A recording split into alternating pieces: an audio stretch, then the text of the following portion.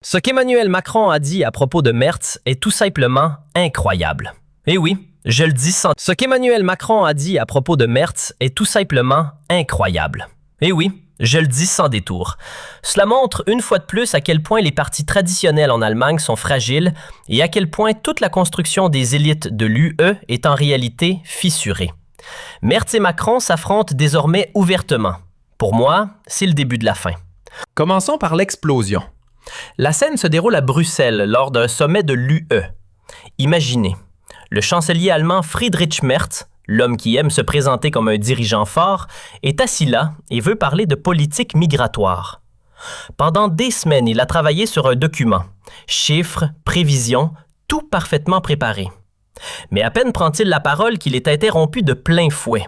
Pas poliment, non, brutalement. La question tombe. L'Allemagne est-elle encore capable d'agir? Un chancelier sans majorité n'est pas un partenaire. Un chancelier sur la sellette ne lie personne. Et qui prononce ces mots? Emmanuel Macron. Le président français qui aime d'ordinaire se poser en sauveur de l'Europe. Merz insiste sur sa légitimité.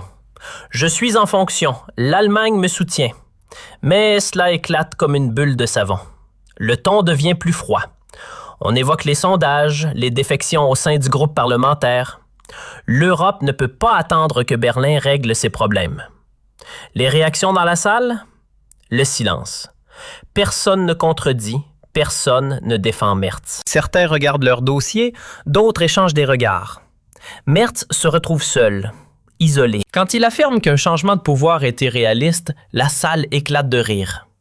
La scène devient presque désespérée. La réponse fuse. Les sondages disent autre chose. L'Europe se prépare déjà pour l'avenir. La rupture est là. On admet publiquement que des discussions sont en cours avec l'alternative politique alors même que Merz est encore en poste. Un signal clair. Nous cherchons de nouveaux repères. Merz perd le contrôle, se lève, veut partir. On le rappelle. Sa voix se brise. Quelques secondes de silence. Il se rassoit, muet. Une véritable destitution politique. Les paroles de Merz n'ont plus de poids. Il n'est plus qu'un figurant. Le soir, au dîner, l'humiliation continue. Macron parle d'avenir, de changement, d'un nouveau leadership. Certains chefs de gouvernement, dit-il, appartiendront bientôt au passé. Merz quitte la table plus tôt que prévu et rentre à Berlin. Aucun commentaire. La vidéo explose sur Internet. À Berlin, c'est le chaos à la CDU. Puis Alice Weidel apparaît devant la presse, calme, maîtrisée. L'Allemagne, dit-elle, n'est plus respectée sous une direction faible. Nous avons besoin de stabilité, de fiabilité. Ce n'est pas une attaque, mais une revendication de pouvoir.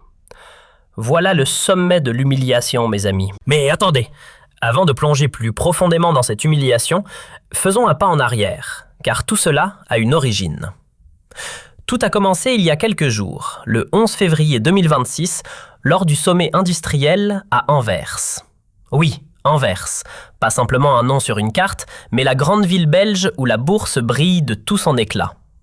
Plus de 450 grands dirigeants et patrons internationaux sont présents. L'atmosphère, rien de festif. On dirait plutôt l'attente silencieuse d'une exécution. Emmanuel Macron monte à la tribune et martèle son thème favori, une Europe souveraine et protectionniste. Selon lui, l'Europe est un continent naïf, exploité à la fois par la Chine et les États-Unis. Sa solution? Un protectionnisme dur, des barrières douanières et une préférence européenne obligatoire dans les marchés publics. Cela sonne comme un France First, non ? Mais soyons honnêtes, Macron s'est souvent montré faible par le passé, surtout face à Trump. Trump se moque de lui ouvertement, et pourtant Macron finit toujours par s'incliner et faire ce que Washington veut. Au fond, il n'est qu'un petit chien docile. Alors l'entendre crier « France First » aujourd'hui paraît franchement tardif. Puis Merz arrive au pupitre. Et sa réponse tombe, glaciale. L'Europe n'est ni naïve, ni impuissante. Elle n'a simplement pas besoin de ce protectionnisme étroit. C'était une véritable déclaration de guerre diplomatique. Le moteur franco-allemand, celui qui a guidé l'Union européenne pendant des décennies, semble soudain en état de mort cérébrale. Macron tente de reprendre l'initiative avec une offensive verbale spectaculaire. Mais les paroles de Merz restent suspendues dans l'air comme une flèche empoisonnée. Toute la stratégie de Macron ressemble surtout à une tentative désespérée de masquer le déclin économique qui menace la France. Regardez les chiffres. Selon les dernières données de l'INSEE et de l'UE, la dette publique française vient de dépasser les 3 482 milliards d'euros. Plus de 117% du PIB, un nouveau record historique. Et que fait Macron face à cela? Il réclame des dettes communes européennes afin de continuer à financer ses projets coûteux. Mais Merz ferme le robinet financier. Pas question de payer pour l'interminable logique française du « peu importe le prix ».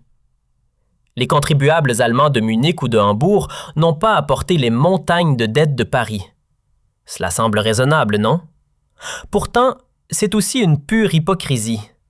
Car en parallèle, nous envoyons des milliards en Ukraine, un pays qui, objectivement, a bien moins de liens historiques avec l'Allemagne que la France. Les Français restent tout de même nos voisins directs, avec des siècles d'histoire commune. Pour Macron, la situation devient encore plus inconfortable. Merz semble désormais se rapprocher étroitement de Giorgia Meloni. Une nouvelle axe Berlin-Rome commence à prendre forme. Meloni, de son côté, voit les choses de manière pragmatique. Simplement de bonnes relations bilatérales entre voisins, comme cela devrait toujours être le cas. Mais Merz pousse cette dynamique beaucoup plus loin et y voit déjà une véritable alliance stratégique. Ce qui intrigue surtout, c'est pourquoi Merz se détourne aussi clairement de Macron, précisément maintenant. Vendredi, lors de la conférence de sécurité de Munich, le chancelier Friedrich Merz, sans doute pour se donner l'image d'un grand stratège, a annoncé qu'il avait entamé de premières discussions avec Emmanuel Macron sur une supposée dissuasion nucléaire européenne.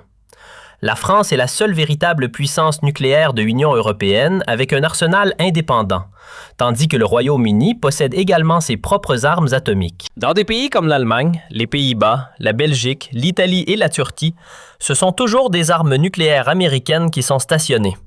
Une dépendance que Merz, visiblement, ne veut pas vraiment remettre en question. Alors que certains responsables politiques, face à l'attitude imprévisible et volatile des États-Unis sous Trump, commencent enfin à réfléchir à une plus grande autonomie européenne, c'est le chaos total au sein même du gouvernement de Merz et de son camp politique. Le ministre des Affaires étrangères, Johann Wadephul, appelle immédiatement à la prudence et déclare sèchement qu'il y a déjà assez d'armes nucléaires dans le monde. De son côté, le chef du groupe parlementaire de l'Union, Jens Spahn, met en garde avec méfiance contre d'éventuels futurs gouvernements en France ou au Royaume-Uni, comme si l'on préférait continuer éternellement à dépendre de la grâce d'un président américain imprévisible. En réalité, les États-Unis stockent environ 35 ogives nucléaires en Italie, près de 15 en Allemagne, aux Pays-Bas et en Belgique chacun, et une vingtaine en Turquie. Tout cela dans le cadre du partage nucléaire de l'OTAN. Mais cette dépendance massive envers Washington devient de plus en plus risquée et imprévisible sous l'administration Trump.